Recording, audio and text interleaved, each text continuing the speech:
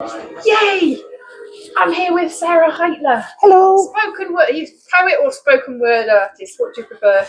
Either. I mean, I'm a spoken word artist, but I guess I've been doing poetry for longer than I've been performing it. So I suppose so. We'll say poet. But yeah, that's it. Spoken word implies that you do the performance, but poet is multi-use, really, isn't it? Yeah. Good point. I've only been doing the spoken thing for about 2 years, but we're here now, So you've been a poet for a lot longer than that, then? I have been a poet for, well, depends if you mean how long have I been a poet, or how long would I admit, or how long would I admit to writing poetry in front of other people, because those are different. Now I am. I know. Yeah. So probably in that case, I'll say 12 years. Oh, it's quite good. I have a poem in my show. Tiny child. Tiny 18-year-old. Oh, okay. I have a poem in my show that was the first thing that I actually showed another human being. So. Well, that's good. So you've got a show at the Edinburgh Fringe Festival Fringe, Edinburgh Festival Fringe, Festival Fringe. But PBH. So is it your first time with your first time with PBH? It is my first time with PBH. Yes. And is it your second show though?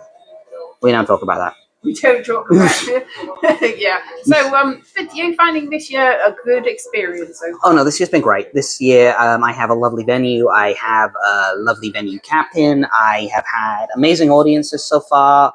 Vibe's been lovely. The spoken word lineup for PBH this year is incredible. I'm just thrilled to be part of it, honestly. Nice little family. Yeah, very much. Fam. The poetry fam. Yeah, anyway. Should I say what my show is at some point? This is going to be at least 20 minutes. Oh, yeah, that's fair. We got a chance. I've seen this before. I haven't seen the show before. I've seen this flyer before. And I like this flyer. This flyer is good. And what I really like about it is somebody's actually taken the time to design it. And who's designed it, Sarah? That was mostly my mum's work. My mum did all of the amazing, elegant watercolors, and I blotted text on top of it. Nice. Yeah, so that's good because there's so many AI posters up this year, and it's just like taking away creativity and all hope in the future. Really. Yep, I got a poem about AI. You ask a poet about AI, you're going to get some colorful opinions. Want another ghost? No. Yeah. So, but there are. I mean, there's no hope though. There is hope. We're still here. I'm still here. I'm doing spoken word. Of course, yes, there's hope for that. But I think maybe there's a more sort of bespoke hope for the future that people will reject the AI and go, no, I want the real thing. And why would I? I mean, that's one thing about AI is why would you pay somebody to do AI when it's just like, what, you can't copyright it. It's like, what? Yeah. And you've stolen other people's work in order to get it. It's like, no, thank you very much. There's nothing on the other end of the phone, is the thing about AI poetry. Poetry is all about connection. Art is a form of intimacy, really. Yeah. It's about, me putting a piece of myself out of the world and going, hey, maybe you see yourself in a bit of this. But that doesn't really work if it's been made by a machine, because then there's nothing, there's something that might look like a piece of a person, but it's not really. So, but no, I actually think that we might, a friend of mine has a theory that I subscribe to, which is that we might end up actually going through a bit of a renaissance. And that if generative AI continues to, take over the world the way it's been doing, which I kind of pray it doesn't, we may end up falling more and more back into wanting to see hand-painted art, handwritten poetry, live performed stuff, just anything that is very, very clearly human, very, very clearly intimate, because that's where we're going to get that now. Well, I mean, the whole thing, when photography came, then artists had to think of different ways to see the world. So that was the rise of Impressionism, and you got other things, you got Cubism, you got, Surrealism, you got things that you can't necessarily capture with a camera. And I'm hoping that that's the thing with AI, but the people that are in charge of AI seem to be very insistent that it's inevitable. It's inevitable. It's inevitable because they keep telling me that, so it must be true. And it's sure weird that the people who are telling me it's inevitable are multi-billion-dollar companies that are losing money that really want it to be inevitable. I'm sure that's not. It sounds very desperate. That's what I was like. You're very desperate to make us want this. Don't want it. Nobody wants it. It's why is it when I turn on my phone, I don't even have to tab into my own phone before I get something telling me, hey, you can use Google Gemini now. Exactly. Did I ask? Don't want it. I don't recall asking.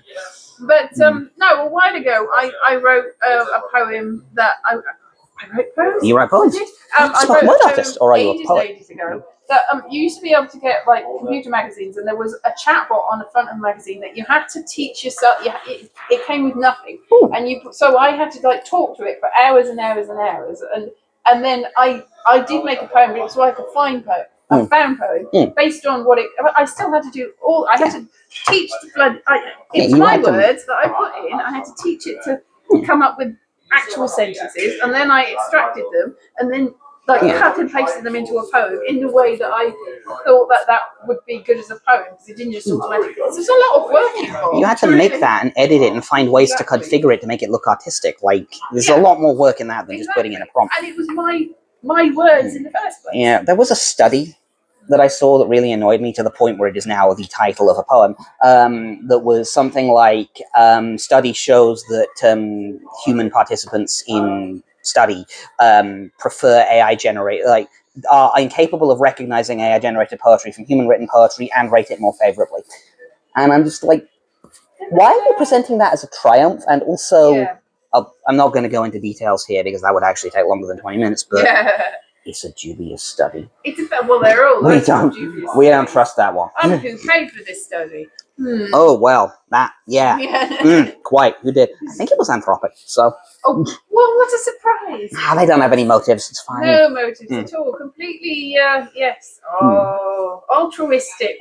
That's what they are, altruistic. They're heroes, really. Oh, yeah. I mean, they're the good guys, you know. Yeah. So, back to poetry. Back to fun stuff. Like, you know, back to art that makes me happy. Yeah. So, it's at the point of recording, you've done the first four shows? I just came out of my fourth show.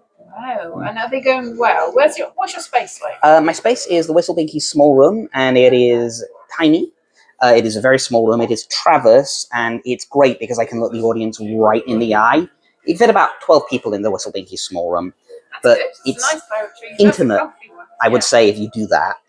And it's good because my show is a lot of storytelling and a lot of intimacy and a lot of, like, personal anecdotes, so I want to be able to sit down and, like, you know, do poems at you, rather than be at a mic and be a bit unapproachable.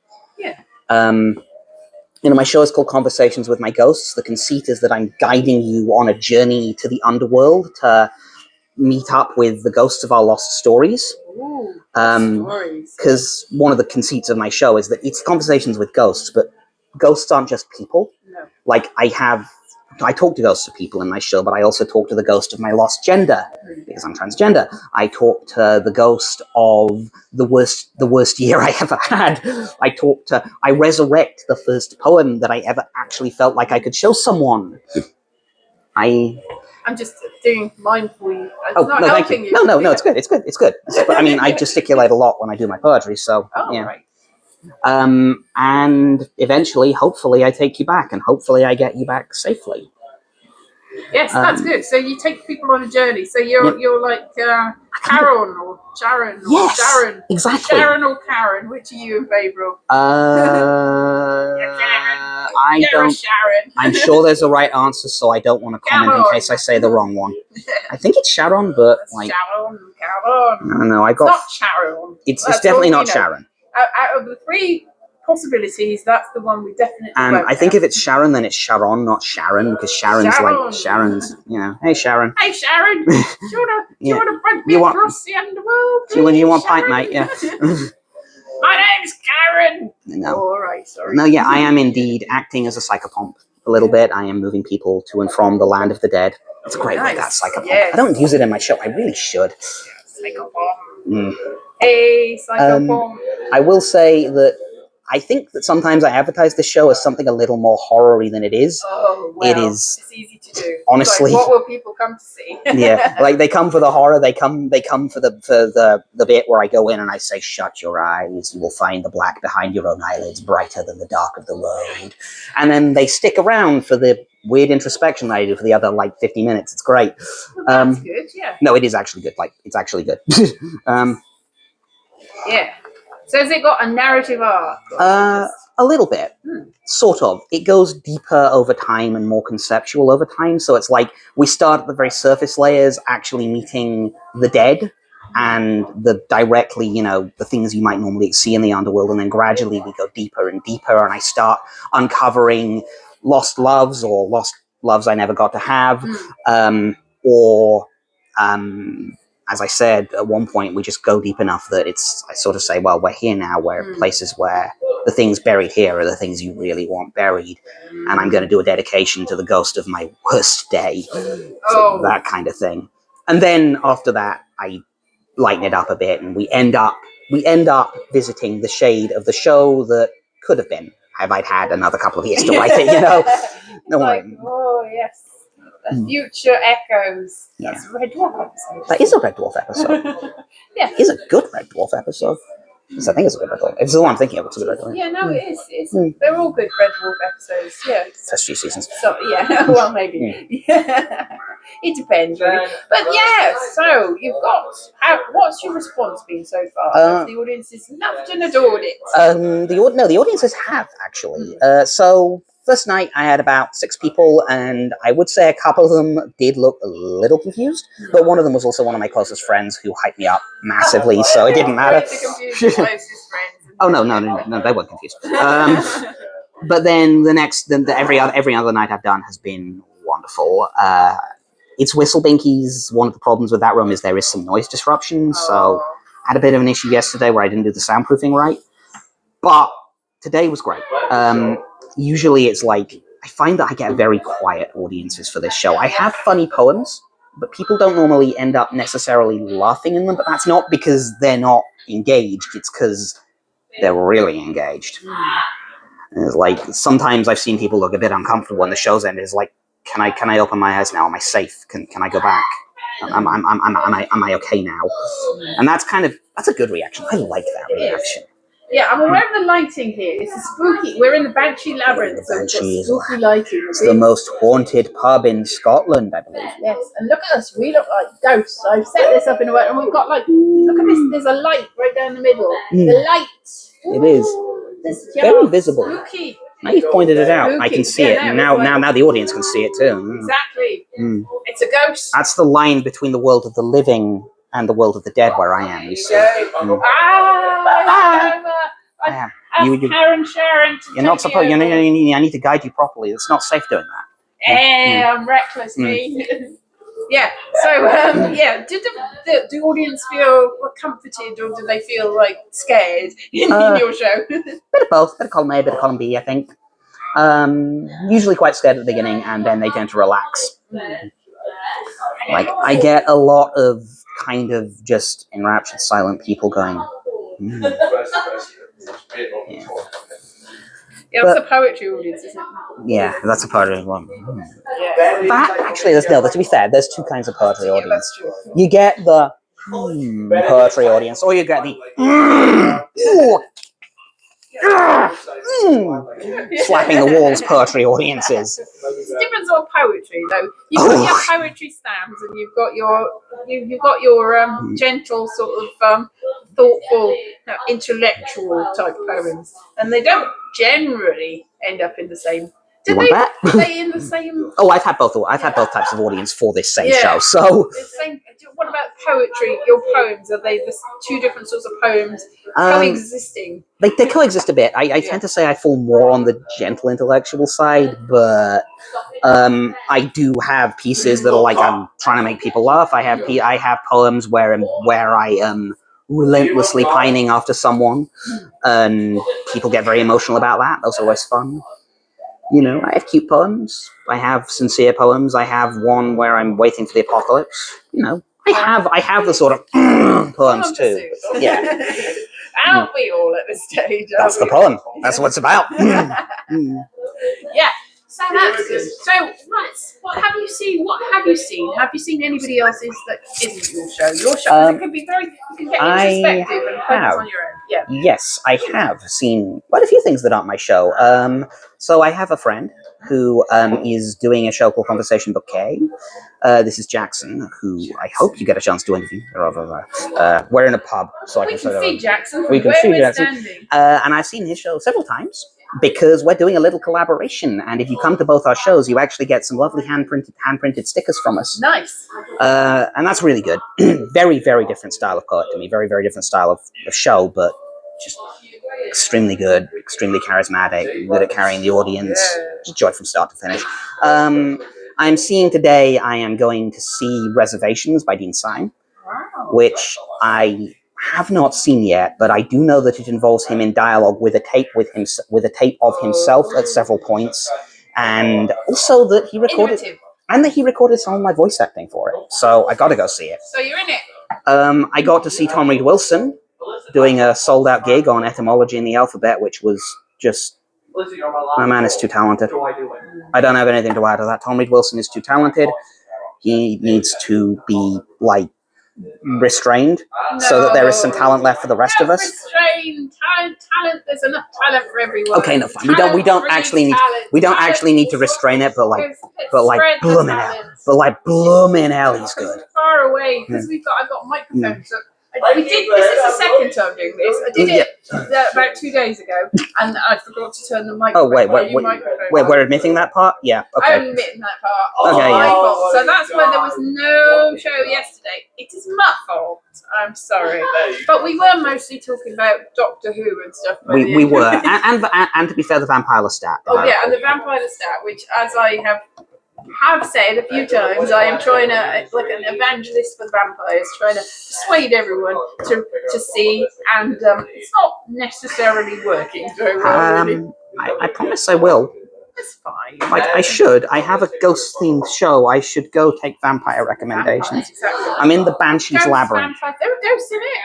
Yeah, there are ghosts in it. Oh, there are ghosts in it. Oh, I have to go see it now then, don't I? Yeah. Exactly. They're not necessarily from the start through it, but there are definitely some. What else have I seen? This is weird. I'm trying to remember what else I've seen, because I know I've seen lots of things. I've seen the show One After Me, which I can't remember the name of, which isn't great. Let's have a little. Whistle Binkies. It'll start at 1:45. 1:45. 1:45. Is it? No, it's CC Bloom's Whistle Binkies. The ship of Thesaurus. That's a terrible one. that I think sums up the show quite well. The Ship of Thesaurus was a wonderful show. It was there was a lot of shipping flight codes and trying to make conversations out of them, and like really just the worst etymology puns I've ever heard. It was great. Go see it. I'm not selling it, but I should be. This is me selling it. I'm just not good at selling. Well, they've got pun in the title. They got a pun in the title, exactly. A slightly obscure one that not everyone. So they're marketing it to an audience that will understand that it's a pun, and that's not what it is. Maybe it was something else before, and now it's this. Well, I did a philosophy degree for my sins, so I definitely see the pun. But one wonders, like, if you take every word out of that pun, right, and then you slowly turn it into a completely different joke, is it still the same? Anyway, right. Exactly. That's a highbrow reference for people. I think if they get it, they get it. We're just assuming my audience would get it. Your audience will probably get it. They probably would. I think a Vampire Lestat audience would probably get it. I don't know that, but... maybe not. Yeah. So have you struggled long and hard to get your show this year, or have you gone, that's just come easy to me?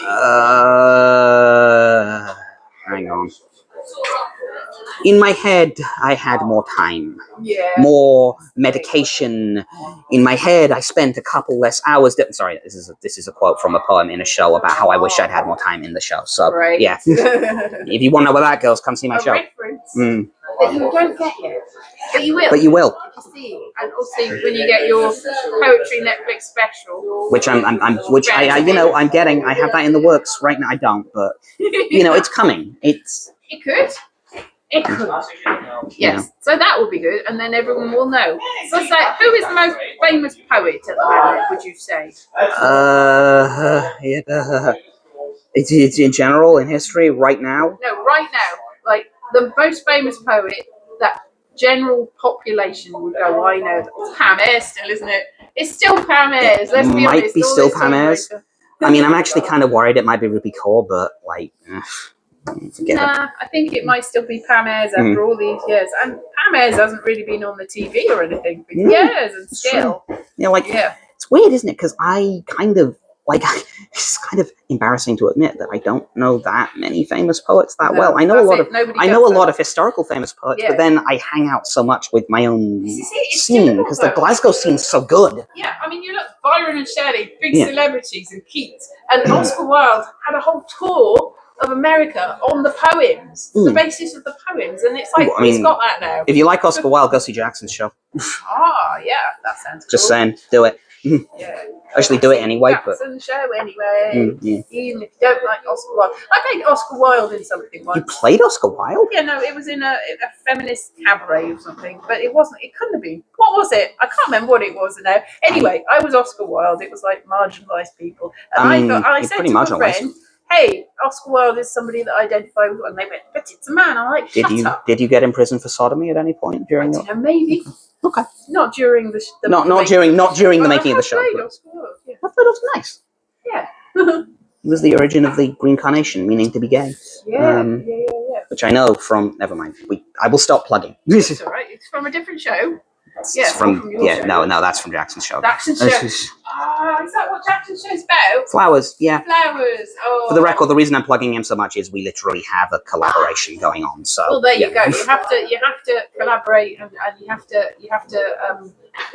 publicise your friend, don't you? Because who else will really? You have to club together and make sure it's all working. The other show we have done. The other show that I'm definitely seeing today and would probably recommend, even though I have not seen it a full run of it yet, but I have seen rehearsals and I know it's good, is Beth Rose. Oh, right. They Will Remember Us, I think it's called. Oh, that sounds cool, yeah. Which is a series of sapphic interpretations of the myth of Icarus. Okay, and is just... Beth writes some of the most heart-melting poetry I've ever heard. Genuinely, if you get a chance to see her perform, you should go see her perform. Yeah. Like, even if spoken word is not your thing, that's how you make it your thing. And also, look, we're looking at a poster. We are looking at a poster. Tom Juniper's poster we're looking at, so recommend that as well. Tom Juniper? Always recommend Tom Juniper. Tom's, like, this is the thing, I could just go on forever and say, this person's incredibly talented and I love their stuff. This person's incredibly talented and I love their stuff. This person's incredibly talented and I love their stuff. But, you know. And there's a lot of different types of poets. Well, it's like, here's CJ here. He's got a poem. He writes poems on the fly. So there's a lot of different things. It's not just one thing. Poetry isn't just one thing. I'm so jealous of people who can improvise poems.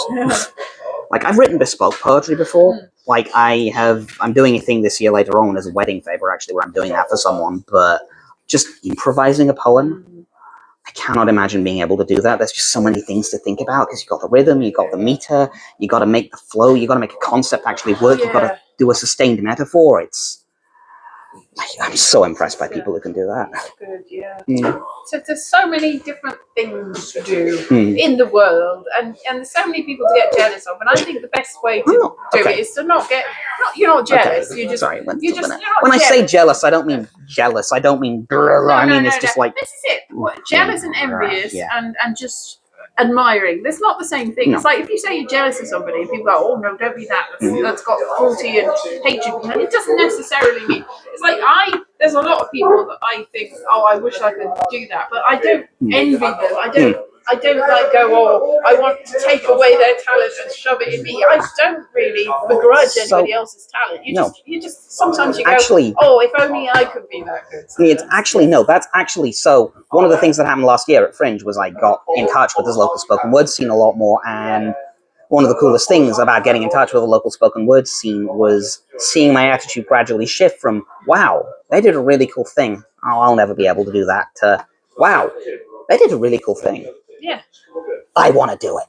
Yeah, they did a really cool thing. That's great. And then if I do my thing, and my thing will also be really cool. Yay. It's like, I wonder if I can be that cool. Yeah, exactly. There's a lot of layers. But never be so envious of somebody else that you want to take away their thing, because how does that help the world? The world benefits with more art, okay? The more art we have, the better. Like, the thing about Tom Reed Wilson, that was purely facetious, by the way.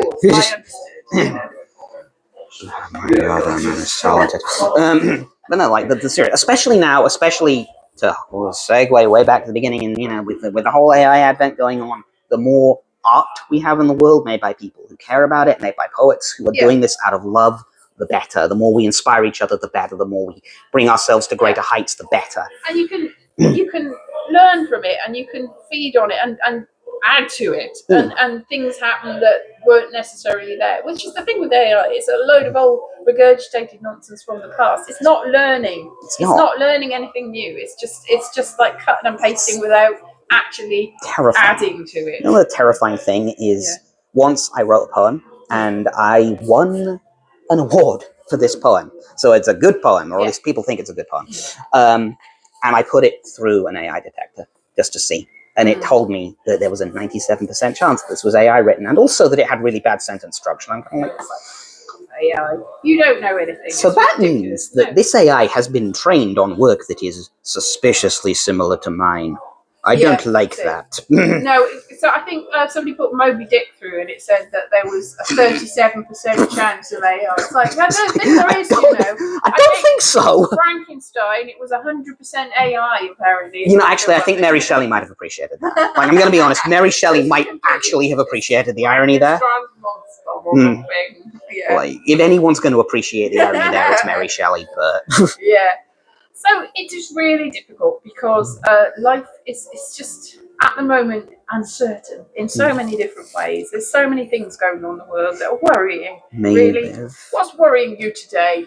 Sarah, oh boy. Sarah. Right now, dehydration. No. Yeah. I've got a great big thing of water. I'm going to get a big glass of water after I finish this. But right now, what is worrying me in the world today? Do you want a serious political answer? I can give you one. Right now, what is worrying me in the world today is the fact that we are letting the planet die slowly and preventably, and there's tons of news articles on it every day. And like, look, the thing about climate change that's so depressing is that this has been known about for years, and yet here we are. No one in power has done anything. No one in power has actually admitted that they even really can do anything. We are having COP conferences every year, and they are starting to be run by actual oil barons. It is deeply frustrating. In this country alone, I am looking at the continued rollback of trans and LGBT rights, and LGBTQ plus rights, and I'm scared. You know, there's so many things that people are saying and doing that wouldn't have been acceptable or possible 5 years ago or 10 years ago, and I'm actually donating 20% of my tip money to the Good Law Project to help fight the rollback of rights in this country a little bit. There's a lot of other things in the world that scare me right now, but we will be here a while and it'll be depressing. So. But don't be depressed. We can work together. Exactly. The water. I was talking about water. There won't be any water if AI sucks it all dry. Oh, there was one thing that one of the AI men said. He said something about, people are drinking more water than AI. It's like, because thing about people drinking water is the water, is necessary for the people to be people. Are you suggesting that we have less people in more data centers? Because that is what they're suggesting. That's it's like we won't need to have any jobs because it'll be sorted because you won't be here. So that's what it'll be. Yes, the whole thing is just. There's also my favorite take. I can't remember who it was. Of we don't need to worry about the massive energy consumption of AI because AI is going to solve climate change for us. Yeah, it's all when. It's very short-sighted. It's like, it's sort of deep thought. That's what it is. Oh, bloomin' hell. 42. We're going to get lynched. That's a quote. I'm not just using that word. Yeah. So the thing is, that's not even the ultimate question of the life, universe, and everything. Because if you read the book or watch the radio show, the question is, what do you get when you multiply 9 times 6? Exactly. Which is not 42. I know that because I do maths. I'm a maths teacher. Actually, in the book. I don't know if it's in the book. It's definitely in the radio. It's definitely in the radio show, and the radio show came before the books. Okay, yeah. The books were based on it. No, so I just remembered I did a fan fiction of anyway, I think it's called 9 by 6. Fan fiction that I wrote. There's just a few fan fictions that I've written that I was a little bit cagey about, but they're easy to track down because they're very obscure fandoms. I mean, what was the fandom for that one? Was it? I mean, Hitchhikers is not an obscure fandom, so you probably that one you're probably safe. I mean, if you're like me and you've written /fic about Revelation Space, then you might be in trouble. But because unfortunately, Alistair Reynolds fans who also write fanfic, a little niche, but. Singing in the Rain and It Ain't Half Hot Mum. I don't think there's that many of them, Eric. So I'm going to be quite easy to track down now. I've sort of Singing revealed. in the Rain. I like that. I like that. Very small ones, teeny ones. Fight Club. The Fight Club, yeah, very niche. No one's heard of Fight Club. No. To be fair, it's not that many. We don't talk about it. We don't talk about Fight Club. No. Yeah. Okay. Actually, I actually want to talk about fanfic with you off camera now, but Yeah. That's okay. So we will take this elsewhere, but there are shows to be had, and they are original and fresh and special and brilliant. But there's all sorts of things to be seen in Edinburgh. Yeah. There are indeed. Yeah. So we'll see you soon. Bye bye. Bye bye. Woo-hoo! Hi. Thank you.